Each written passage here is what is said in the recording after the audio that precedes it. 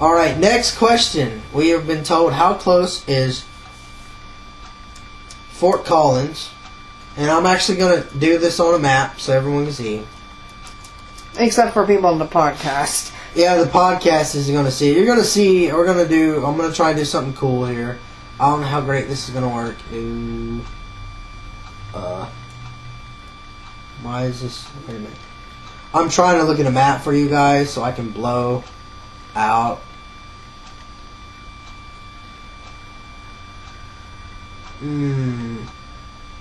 Oh, this I'll probably have to do. Okay. Here we go.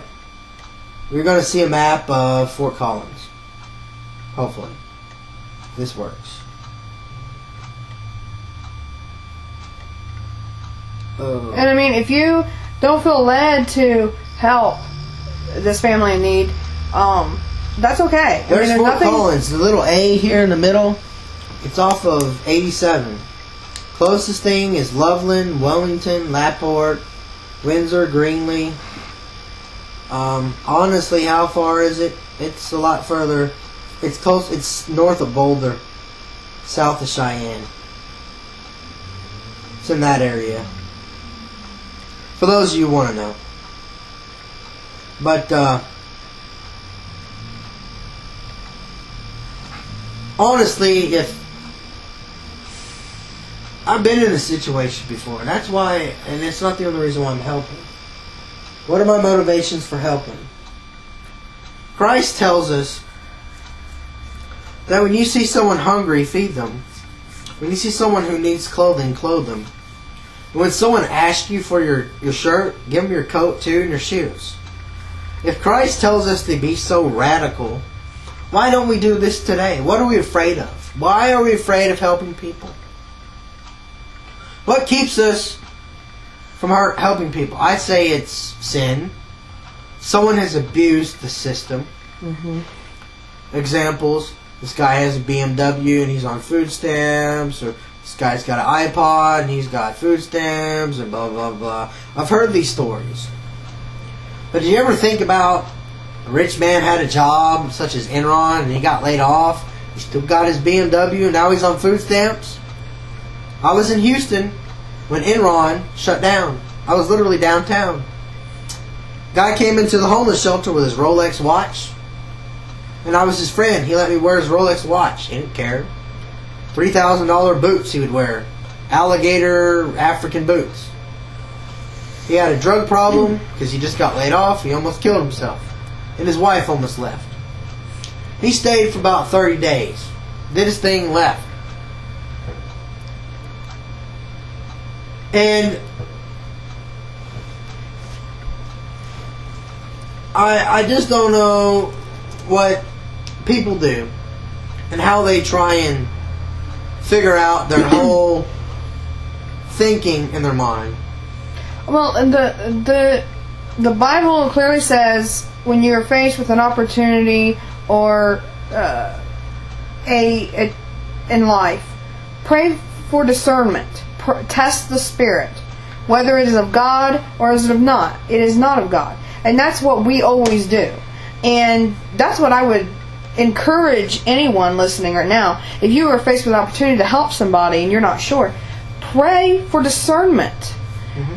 Test the spirit, and God will let you know if it is of Him or not. And that's how we've always done it. And I feel really blessed that we have the knowledge and have the wisdom to be able to do that, and still be able to help people and know that it, whether or not it is of God, and what God wants us to do in life.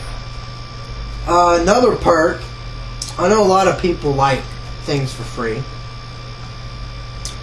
and we probably need to get rid of the dot or something.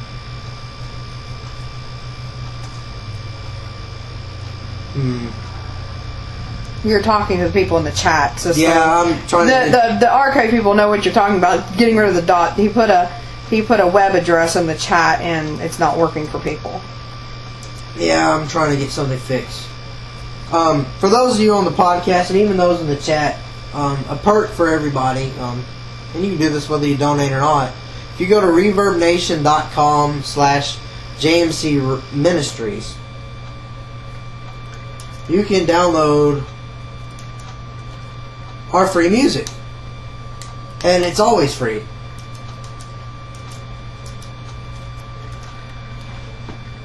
And that's just the way we feel God wants us to. I didn't want to make money off of God. You know, I understand that my talents and gifts, I need to make money. And what happens is, I'm not going to lie, I've been paid for doing things before, like fixing computers or talking about my mission trip and other things like that. I don't ask for it. If people feel led, like we said, if you feel led to give, then give. If you seriously, if somebody says, I want to give to your ministry, I want it to go to you, to Miranda and Jeremy, JMC Ministries, to support your ministry, we're okay with that.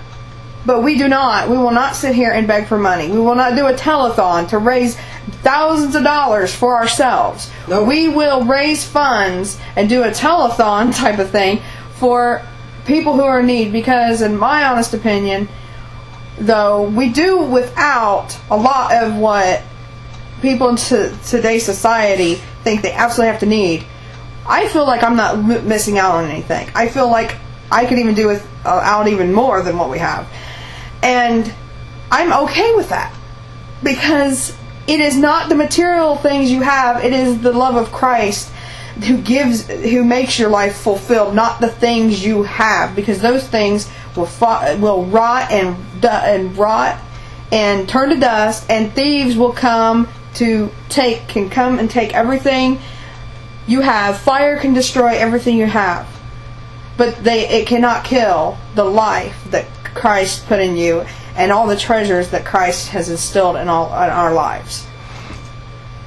And that's why I feel, my whole family, as Jeremy has seen, my grandfather's been a minister in the ministry for over 50 years, and my grandfather said, I've never asked for money. And people say, her family never, the Fannin family in Ohio, they do not ask for money. And it's only through the generosity of God leading people to give that we get any donations. Mm-hmm. And that's the way I always want it to be.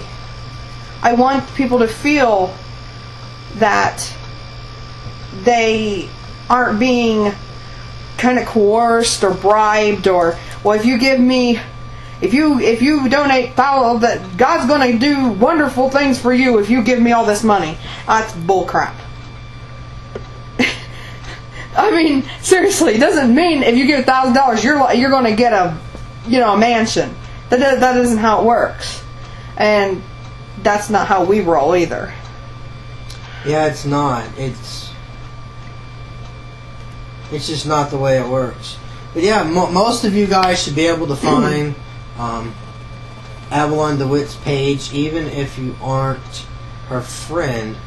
I'm just double verifying how blocked her page is, because there are some people out there that are not really good.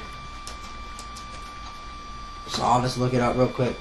Well, let's do that later, can we? But I think we'll just go ahead and close out for the podcast. And I'd like to thank everyone for coming. If you guys are going to donate, go to jmcministries.webs.com. We'll see you next week.